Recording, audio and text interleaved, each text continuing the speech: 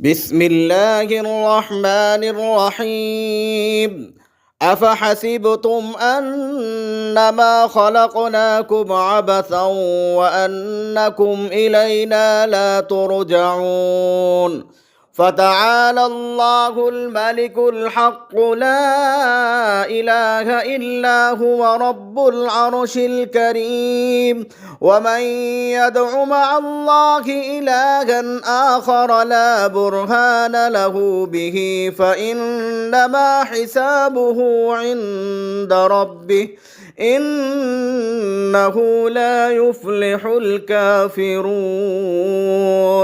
وقل رب اغفر وارحم وأنت خير الراحمين.